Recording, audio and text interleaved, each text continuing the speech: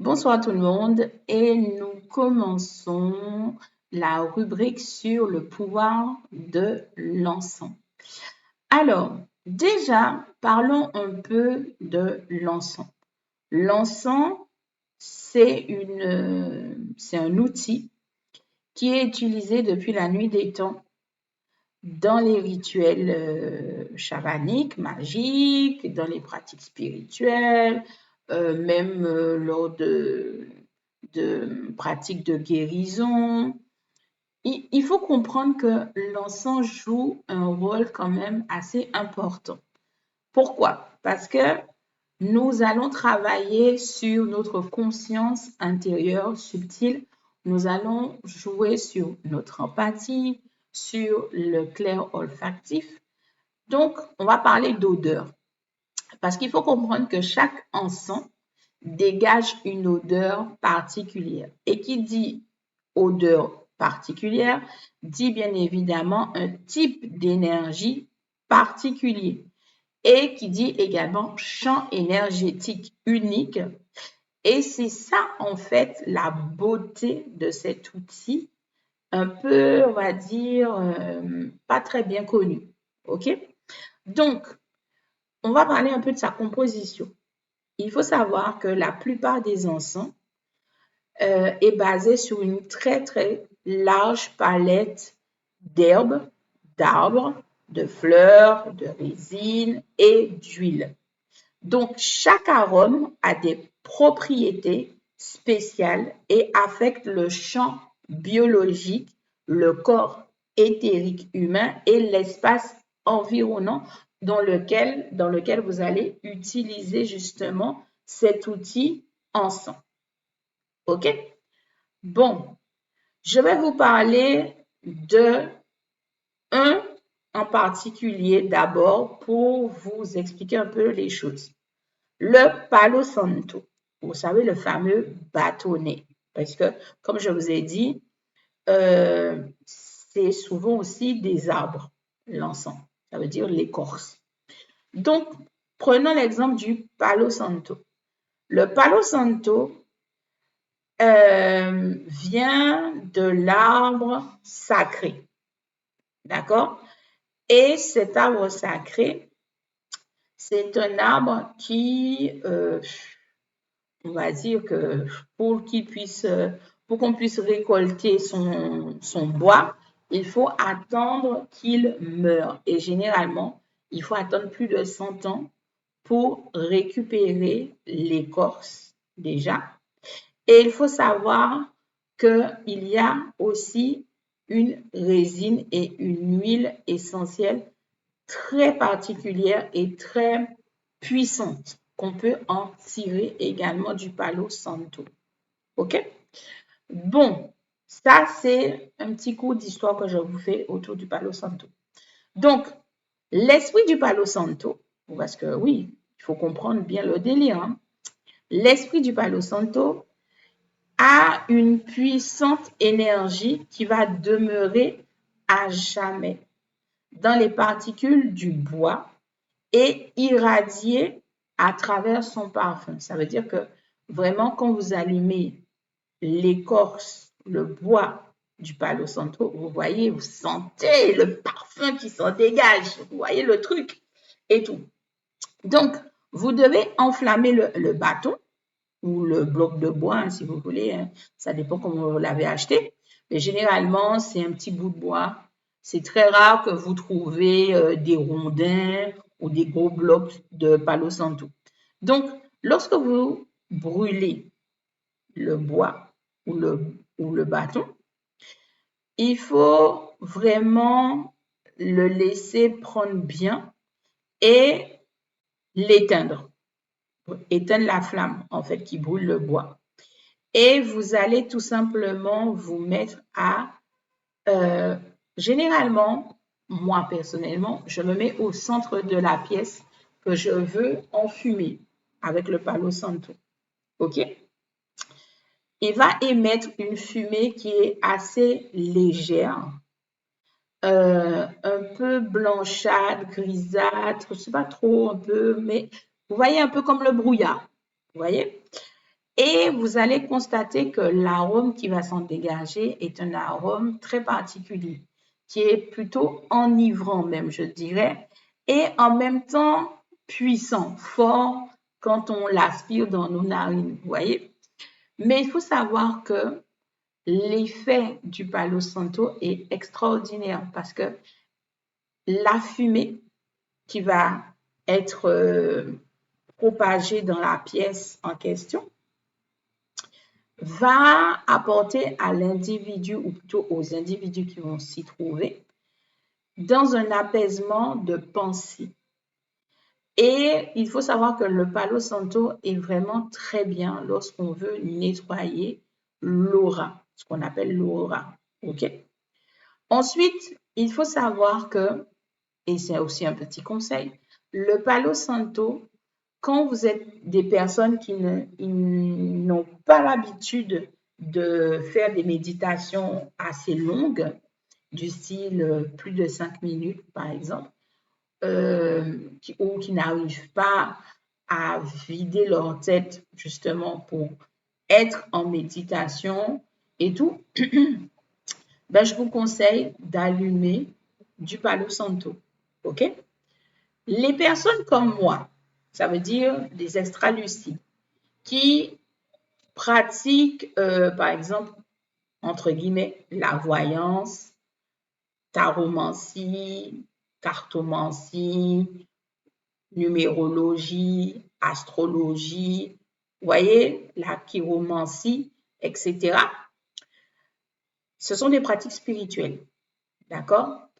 Pour être sûr d'être complètement dans un état dit second, ça veut dire dans un contact profond entre le monde subtil et nous, Terre, puisqu'on est la Terre, mine de rien, vous voyez, eh bien, utilisez le Palo Santo pour déjà purifier l'endroit où vous allez utiliser, où vous allez pratiquer, et aussi profiter pour vous purifier vous-même. C'est assez important également.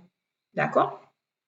Ensuite, il faut savoir que le Palo Santo est très efficace pour éliminer tout ce qui est énergie négative dans une pièce ou dans votre maison, si vous voulez.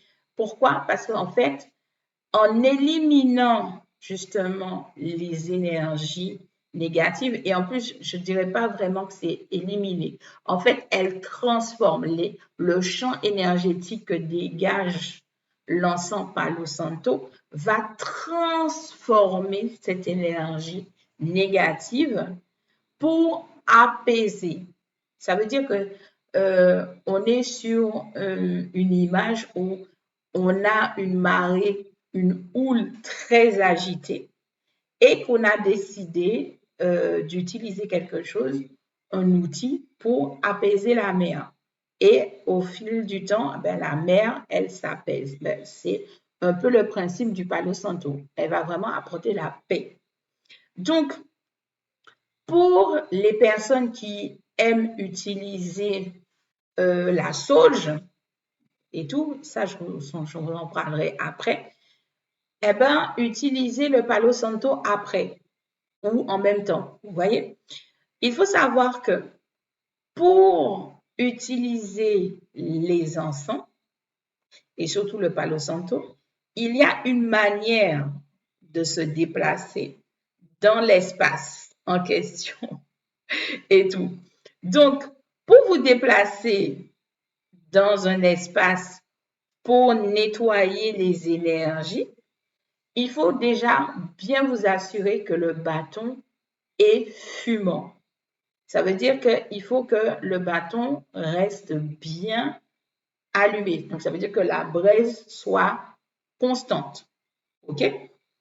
Et en fait, le but du Palo Santo, pour bien faire les choses, quand on utilise le Palo Santo, on doit faire en fait un tour circulaire autour de soi-même déjà.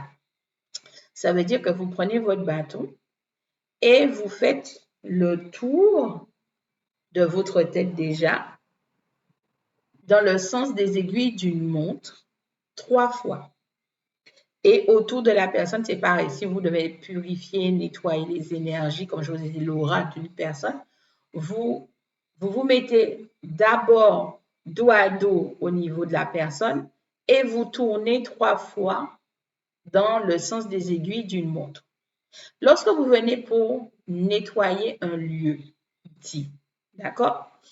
Purifier ce lieu. L'utilisation du Palo Santo sera vraiment très différente. Je vous explique. Pour une meilleure efficacité du Palo Santo, ça veut dire que vous êtes amené à purifier une maison, un lieu de travail, etc. Il est essentiel que vous sachiez que vous devez utiliser du charbon ardent.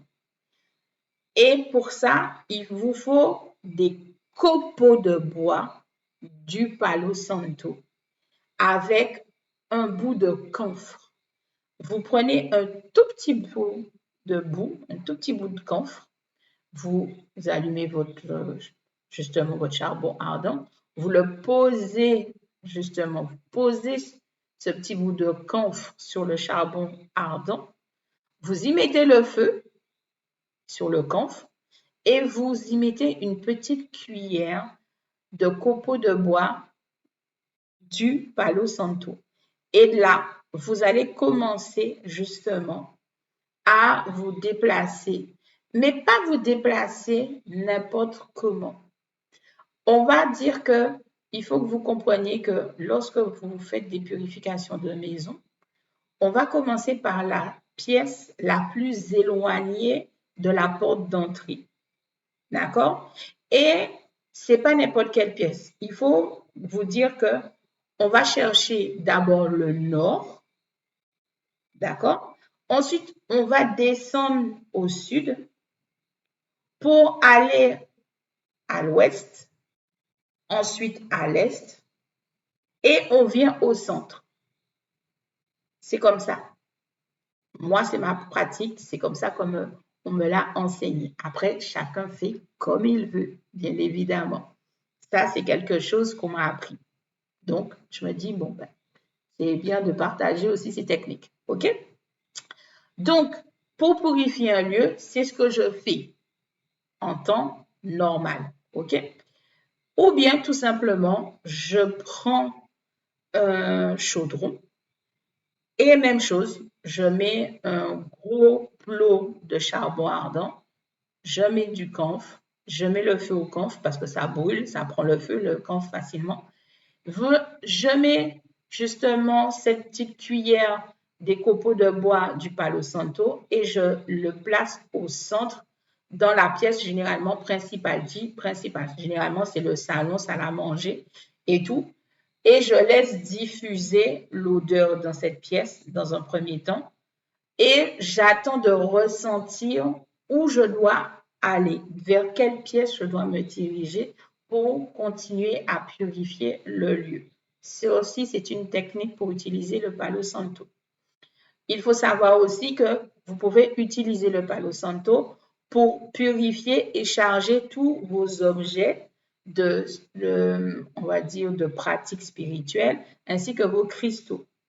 Moi, personnellement, ce que je fais généralement, c'est que j'ai une mini passoire où je mets tous mes cristaux. Voilà, généralement, c'est surtout mes cristaux que j'aime faire ça. Mes cristaux, mes pendules, c'est vraiment ça que je mets principalement. Je mets mon chaudron avec tout ce que je vous ai dit en amont. Je pose ma passoire par-dessus et je couvre avec un couvercle. Et je laisse comme ça enfumer pendant à peu près au moins 1 heure, tranquillement. Je ne m'occupe pas. Voilà, c'est une des pratiques que je fais. Et surtout quand c'est la pleine lune. Voilà, OK? Ensuite, qu'est-ce que je pourrais vous dire d'autre sur l'encens? Alors, l'encens, c'est aussi tout ce qui est résine. Donc, je ne sais pas si si vous utilisez des résines, les résines, ce sont tout simplement de l'huile essentielle cristallisée, ce qui est assez intéressant, mine de rien. Ça veut dire que c'est un sacré concentré de la plante, on va dire, de l'herbe que tu vas utiliser, tu vois. Et ça, c'est bien.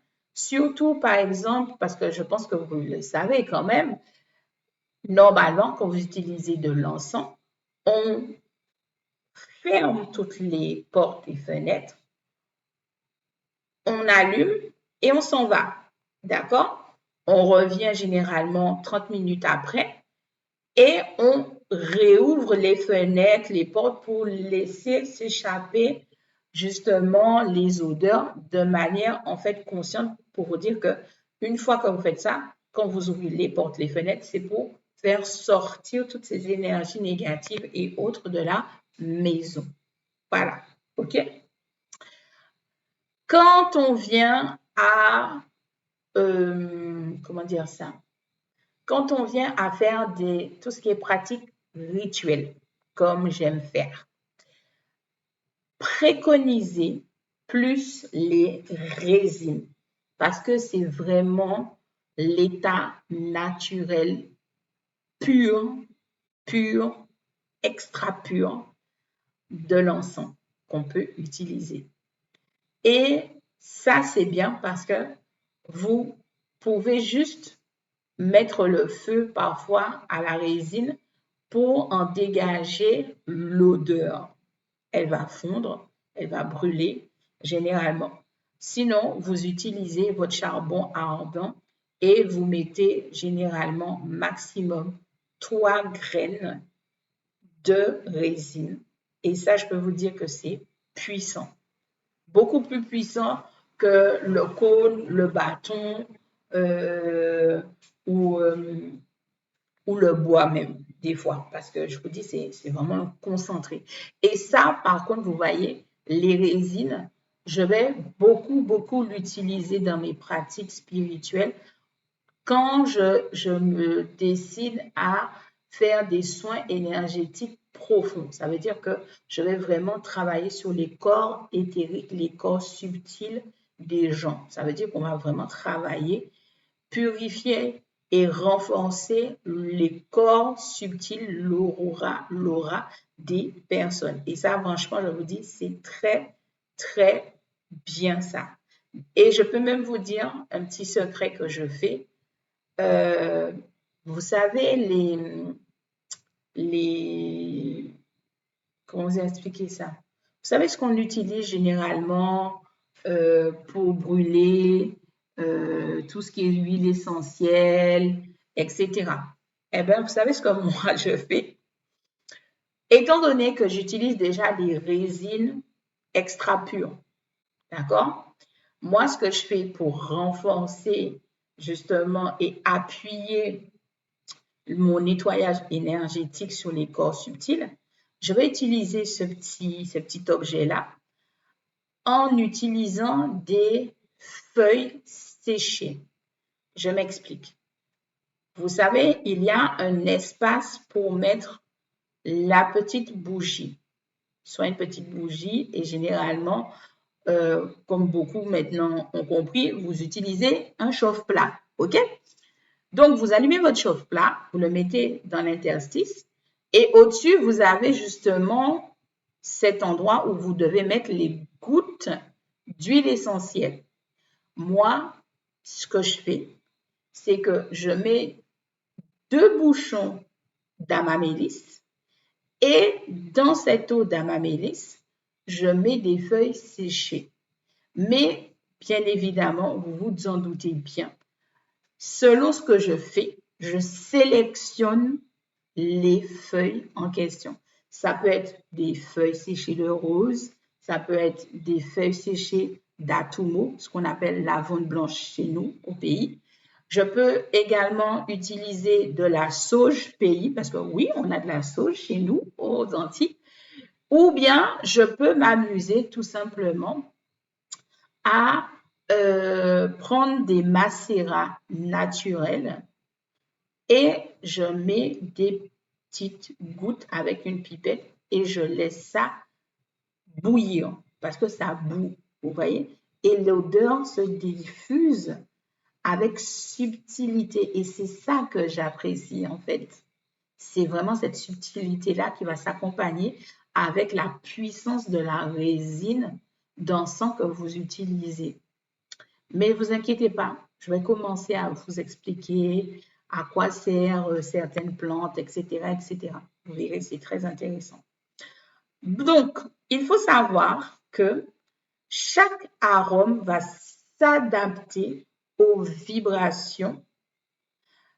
On va partir d'un niveau assez élevé quand même, hein, voilà, pour monter encore plus en puissance. Ça veut dire que il y aura une combinaison de la vibration du champ énergétique que va dégager l'arôme de l'encens que vous allez utiliser, qui va se combiner à votre propre champ énergétique que vous êtes en train de diffuser également. Ça va faire une combinaison. Et vous allez voir que ça va être encore plus intense, surtout quand vous faites des soins en magnétisme, des soins énergétiques, quand vous faites en clair des soins dits de guérison, d'apaisement. On est vraiment sur des pratiques spirituelles. Et il faut savoir que moi, j'aime faire ça. J'allume de l'encens tous les jours, 2 fois par jour, même des fois, même plus des fois dans une journée. Mais il faut comprendre et connaître les vertus de ces encens en question. Parce que vous n'allez pas vous amuser à allumer de l'encens de purification toute la journée, 2 fois, 3 fois par jour dans votre maison et tout. Sauf si, comme moi, vous travaillez à la maison. Ça veut dire que vous faites des pratiques à la maison, vous recevez des gens à la maison, etc. Donc là, oui, au moins 2, 3 fois dans la journée, il faut purifier votre maison, etc. Ça, c'est clair. Mais quelqu'un qui ne fait pas de pratique chez elle, donc tu purifies une fois ta maison, ça veut dire que la purification que tu vas faire de ta maison, elle va être en profondeur, ça veut dire que tu vas toucher les cordes éthériques de ta maison qui a quand même un esprit. Voilà, ta maison a un esprit, il faut le comprendre, hein. Donc, tu nourris cet esprit de bonnes énergies. Ça, tu vas faire ça tous les 6 mois. Ça veut dire que 2 fois par an, tu fais un gros ménage du corps éthérique de ta maison. Mais si, par exemple, tu as des maux de tête, tu as besoin de évacuer des pensées négatives et autres de ta tête, tu vas utiliser des encens spécifiques à ça, à cette problématique. Et vous allez voir que c'est vraiment intéressant parce qu'il y a pas mal de palettes et c'est de la manière que vous allez utiliser l'encens et comment vous allez l'allumer, où vous allez le placer, etc., qui va faire toute la différence. Et ça, franchement, je vous dis, c'est le kiff total parce qu'il y a des encens qui vont travailler uniquement, par exemple, sur les corps éthériques, ça veut dire sur le corps subtil d'un individu. OK? Il y en a qui peuvent travailler sur votre système immunitaire uniquement, qui va même travailler sur leur corps physique. Il y en a qui vont booster vos énergies afin d'avoir une meilleure vitalité. Ça veut dire que quelqu'un qui a une perte d'énergie, qui est là, machin, eh bien, il peut utiliser certaines combinaisons d'encens pour se booster, pour avoir plus de puissance, plus de force, plus d'énergie pour la semaine, la journée, etc. Vous voyez, l'encens, c'est vraiment un outil incroyable et magique que je kiffe, mais d'une façon inimaginable. Ensuite, passons à celui que j'aime également et qui est très important, le bois de santal. Alors, le bois de santal, ça, on va dire que c'est un petit goût particulier. Et pourquoi je vous parle de goût? Pour ceux et celles qui ont déjà utilisé le bois de santal, je ne parle pas d'encens en bâton du bois de santal, je parle vraiment du bois, On est sous des encens bois. Le bois de santal, quand vous allumez ça, pourtant c'est votre odorat qui sent, mais vous avez la sensation sur votre palais. Et je trouve ça vraiment extraordinaire de vivre une petite chose aussi anodine. Il faut savoir que le bois de santal, au niveau de la pratique spirituelle, on va dire que c'est l'un des encens qui est très particulier d'utilisation et qui est, je dirais, trop méconnu et mal utilisé. Je vais vous expliquer pourquoi je dis ça. Le bois de santal ou l'huile issue du bois de santal, elle est faite pour les personnes, par exemple, qui font comme métier kinésithérapeute, magnétiseur dans le sens que vous faites de la massothérapie, vous voyez, et tout. Pour les personnes qui travaillent dans les spas également, parce qu'ils font des massages et tout. Pourquoi? Parce qu'en fait, le bois de santal, sa priorité, c'est la détente musculaire. Ça veut dire que les personnes là, qui ont mal aux articulations, qui ont de l'arthrose, de l'arthrite, des tendinites, écoutez bien ce que je suis en train de vous dire.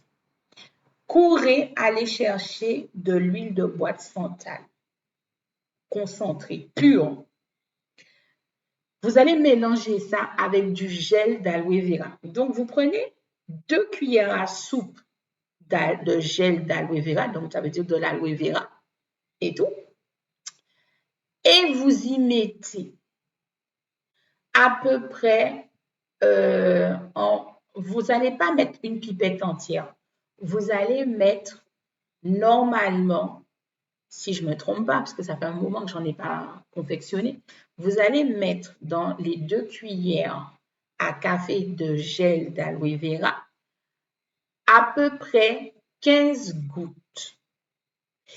Et vous mélangez, vous touillez bien tout ça, machin, chouette et tout. Vous ne l'utilisez pas tout de suite. Hein? Vous attendez à peu près 15 minutes que ça macère bien. Vous allez prendre cette petite cuillère à café, vous allez en mettre une dans votre main. Vous allez chauffer ça bien dans votre main en frottant vos 2 mains et vous allez vous frictionner avec ça là où vous avez mal. Ou si vous ne pouvez pas le faire vous-même, vous dites à quelqu'un de le faire. Vous allez voir, en 3 jours, radical, vous allez sauter comme des lapins. Le bois de santal est fait en priorité pour les détentes musculaires. C'est un truc de malade, ce truc. C'est l'équivalent, justement, du bois d'Inde chez nous aux Antilles. C'est pour ça que dès que j'ai l'occasion de faire de l'huile de bois d'Inde, j'en fais. Et ma petite touche personnelle, c'est que je le fais avec de l'huile de coco. Parce que l'huile de coco, c'est neutre, ça passe partout. Donc, c'est très bien. Ensuite, il faut savoir que l'huile de bois de santal, les personnes, par exemple, qui ont des problèmes au niveau hormonaux, d'accord? Bien, vous savez ce que vous allez faire? Vous allez préparer une boisson. Et je dis bien une boisson. Ça veut dire que vous allez vous préparer un petit shaker de, je sais pas moi, de concombre, un mélange de concombre, persil, menthe, vous rajoutez une pomme dedans. Eh bien, vous allez rajouter 2 gouttes d'huile de bois de santal dedans. Et vous allez boire ça pendant 1 semaine. Et généralement, je vous conseille de le faire, en tout cas pour ceux qui savent suivre leur cycle, et bien évidemment, vous avez compris, je parle aux femmes, hein, eh bien, vous allez faire en sorte de le faire 1 semaine avant le début de vos menstruations. Vous allez voir, c'est vraiment incroyable et tout. Après, chez nous aux Antilles, on a ce qui est très efficace aussi, le sirop de clitoria mélangé avec l'atumo, l'avoine blanc, qui est aussi efficace. Et moi, ce que je rajoute et qui est vraiment bien, c'est les branches de romarin frais. Tu laisses ça macérer, la bouteille et tout, pendant 3-4 jours. Quand tu sais que tu vas avoir tes menstruations, tu prends une petite cuillère à café de ça, ça passe crème. T'as pas mal, ça t'apaise, tu es tranquille. Ben, le bois de santal, ben, c'est ça.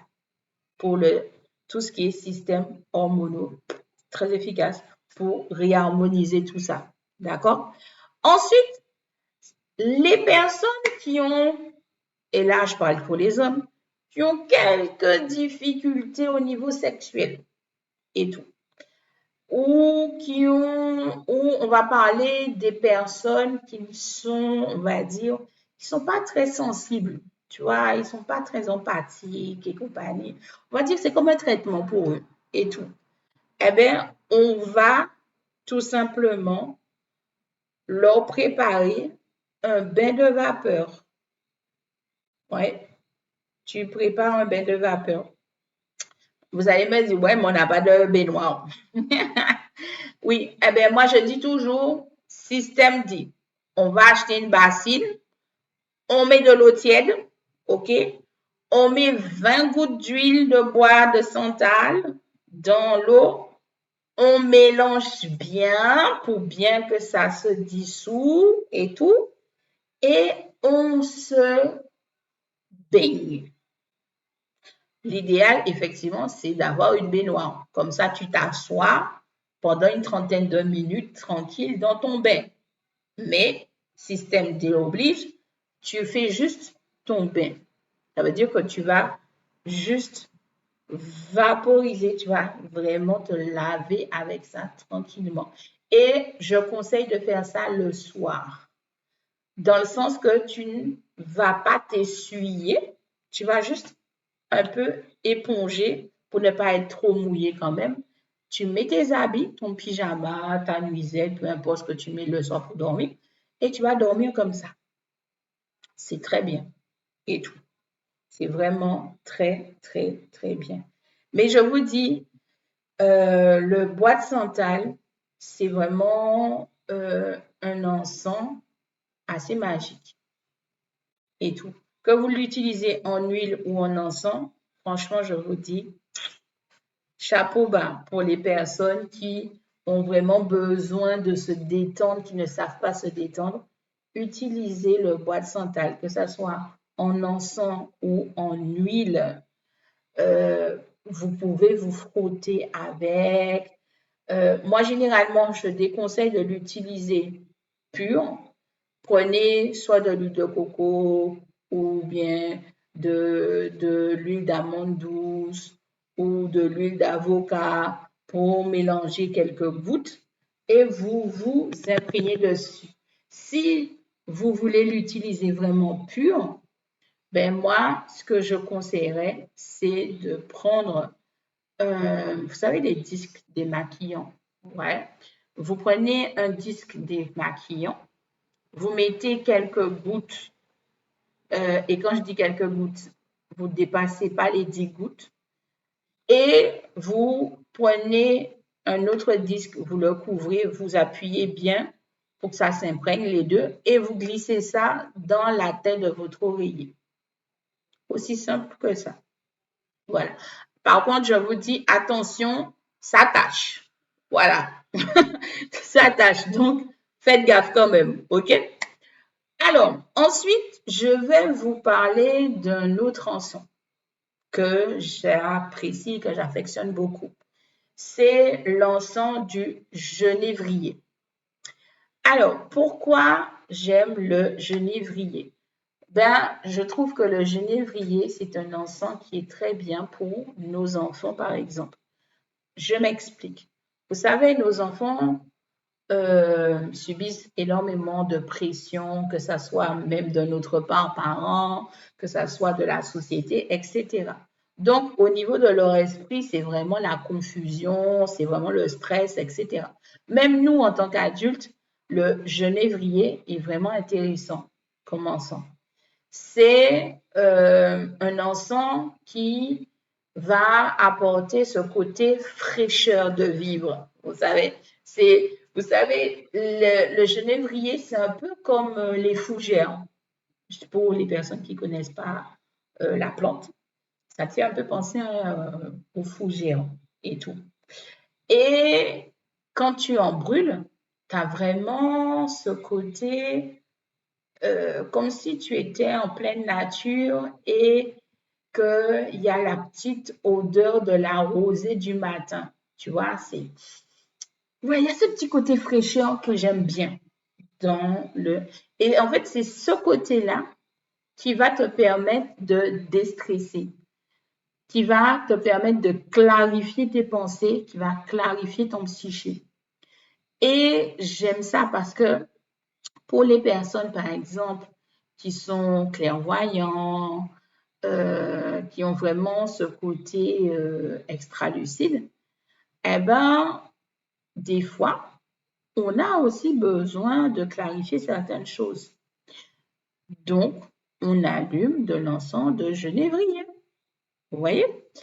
Et ce que j'aime et qui est très, très, très rare, je vous l'avoue, c'est de savoir que vous pouvez brûler les baies séchées du genévrier.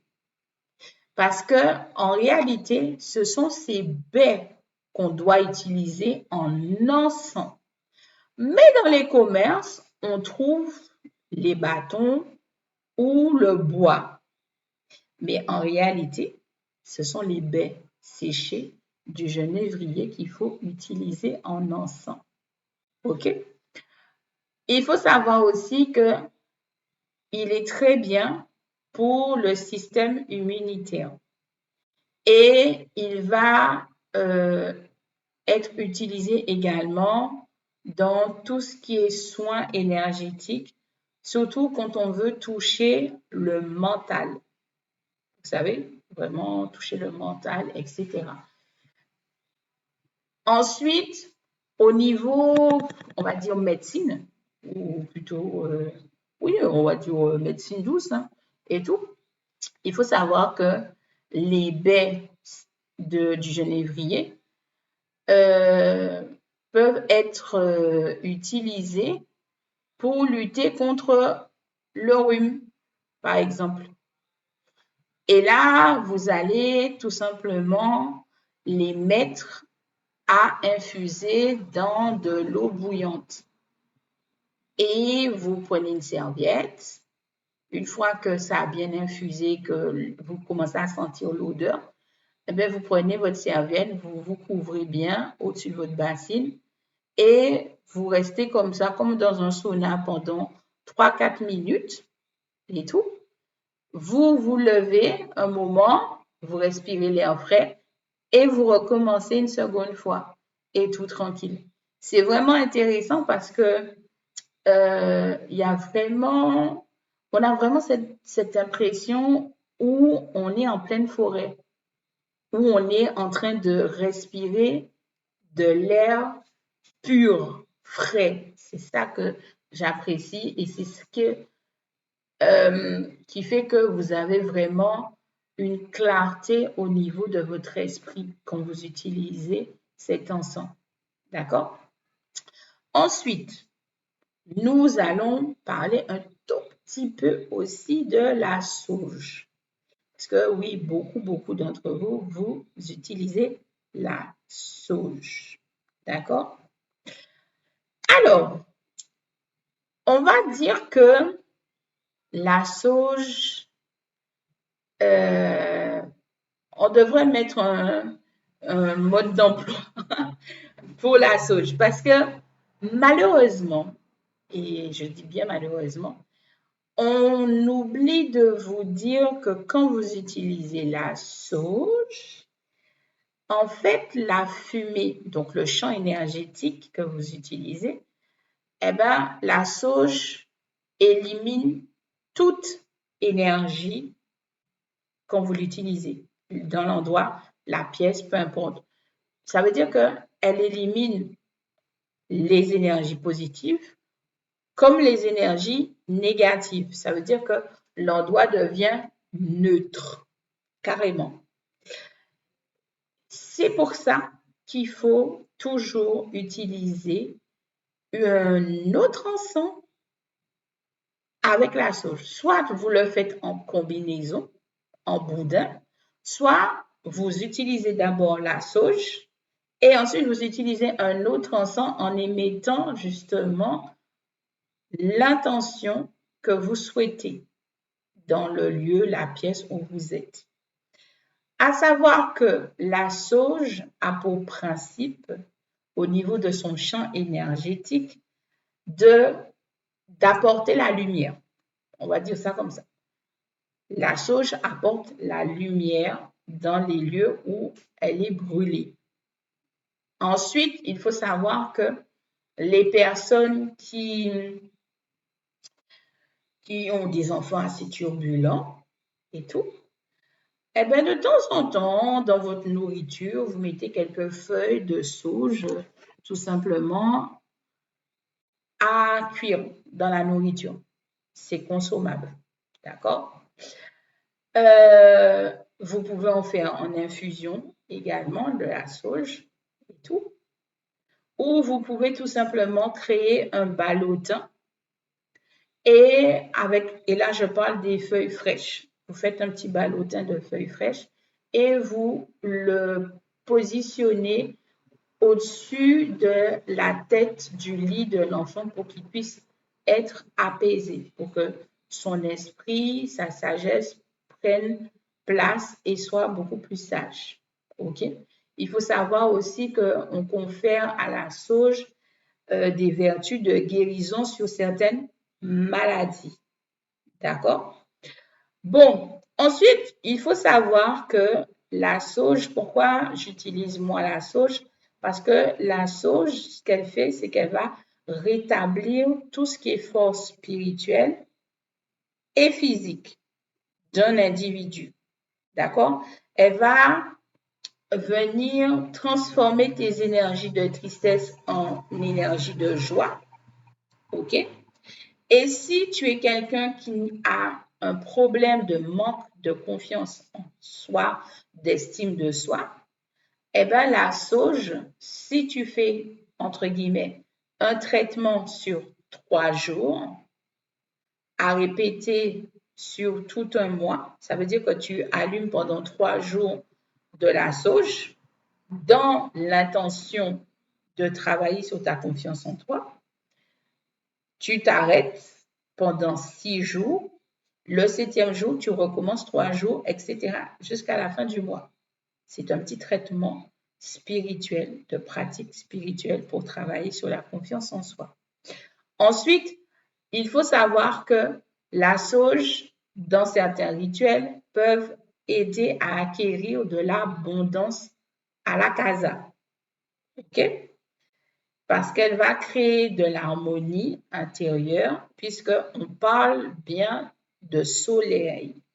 Donc, elle apporte la lumière. Donc, elle montre des portes, des ouvertures que tu n'as peut-être pas vues, tu n'avais pas remarqué. Donc, ça, c'est très important de le comprendre et de le savoir. OK? Ensuite, mon encens aussi favori, que j'aime souvent combiner justement avec la sauge, qui est la lavande. OK? Alors, l'huile de lavande, en fait, pendant des années, a été utilisée en fait pour traiter des infections. D'accord? dans le sens que, ce qui est assez rigolo quand j'y pense aujourd'hui, en fait, si vous voulez, les gens utilisaient énormément la lavande pour éviter les épidémies. Et je vous épargne les détails et tout. Brûler de la lavande est assez intéressant. Je vous explique. Quand vous brûlez de la lavande fraîche, la senteur qui va s'en dégager est étonnante. Lorsque vous brûlez de la lavande séchée, l'odeur est différente. OK? Donc, je vais vous expliquer qu'est-ce que ça change au niveau du champ énergétique. Quand vous utilisez de la lavande séchée, vous allez travailler sur un nettoyage énergétique. Ça veut dire que les personnes qui aiment faire les soins énergétiques, allumer de l'encens de lavande séchée.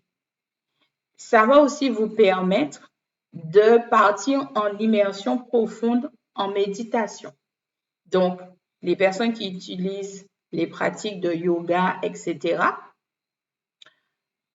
vous pouvez en utiliser, vous pouvez en allumer, ça va vraiment vous emmener voyager, vous balader. OK? Quand vous voulez, on va dire, plus de concentration, dans le sens que vous êtes dans une étape cruciale de votre développement personnel, on utilise de la lavande séchée. OK? Du moment où vous voulez, et là je parle de haut niveau, ça veut dire que dans une pratique spirituelle, du moment où vous combinez de la lavande fraîche avec de la sauge en fumigène que vous allez brûler, vous créez un Guantanamo spirituel. Ça veut dire que rien ne sort, rien ne rentre au niveau sonore. Ça veut dire que s'il y a des petites oreilles par-ci par-là qui essayent d'espionner ce que vous faites, vous devenez invisible carrément aux yeux et aux oreilles de ces personnes. Je trouve ça magique. Je fais souvent ça quand je fais mes travaux pour des personnes. Vous voyez, pour ne pas avoir de problème, j'aime bien m'isoler complètement pour que rien ne vienne me déranger. Donc, le fumigène, généralement, quand vous allumez bien le feu et tout, vous n'éteignez pas le feu. Vous laissez le feu s'éteindre tout seul sur le fumigène. C'est vraiment quelque chose d'extraordinaire à tester et vous m'en direz des nouvelles.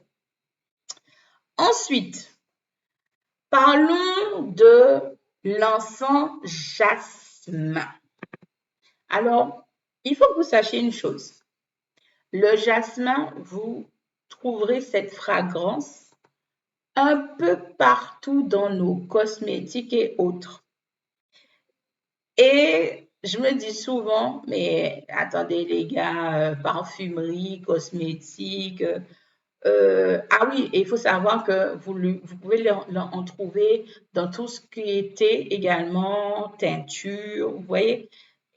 Voilà, faut comprendre ça. Alors, au niveau thérapeutique, il va travailler sur votre système nerveux. Mais, parce que oui, il y a un mais, à trop forte dose, ça veut dire à une trop grande fréquence d'utilisation, comme on aime utiliser nos cosmétiques, etc., on va dire que je dirais pas qu'on commence à devenir toc-toc, hein, mais on va dire que il faut arrêter le mouvement avant qu'on en devienne trop accro, en clair, ça va être ça.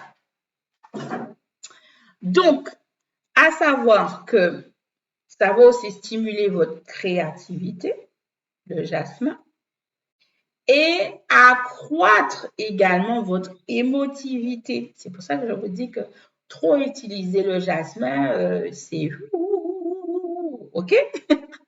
Et tout.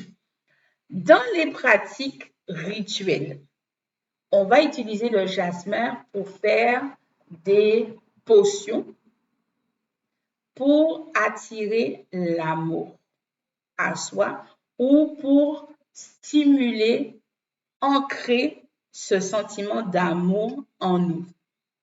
Et là, c'est souvent en bain qu'on va l'utiliser, le jasmin frais. Voilà.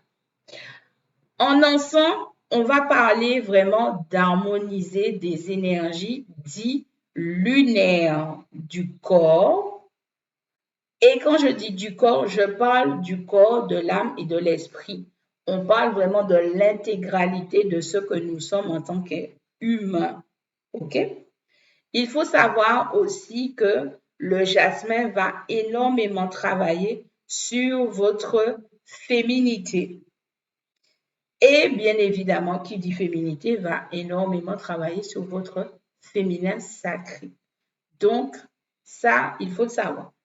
Ensuite, il faut savoir que l'huile de jasmin, quand elle est utilisée, c'est pour attirer à nous les esprits. D'où le fait qu'on dise aux gens, ne vous parfumez pas le soir.